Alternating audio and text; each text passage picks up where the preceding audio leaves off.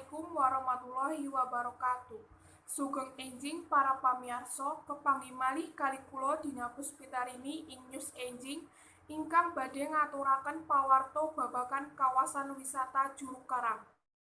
Akehe gangsal atus wit ditandur sarempak nang kawasan lokasi wisata Juru Karang, Desa Tanalum, Rembang, 12 Januari 2021.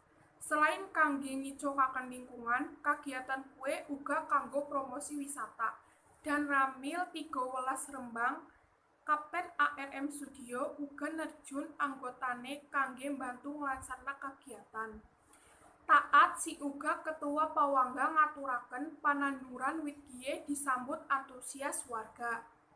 Kedepane Julu Kali Karang bisa dadi lokasi wisata alternatif. Camat Rembang Suwarto ngaturaken salah sijine cara sing bisa dilakokna kangge nambah optimalisasi wisata nang Rembang yakuwe pangaspalan Jalan Sekang Pasar Pon maring Kali Juru Karang. Sekda Purbalingga Imam Subiakto nyambut apik niatipun warga punika.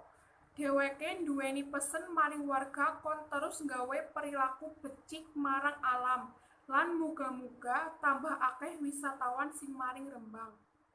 Mekanten ingkang saged kawula aturaken menawi wonten kelepatan nyuwun pangapunten. Matur nuwun. Wassalamualaikum warahmatullahi wabarakatuh.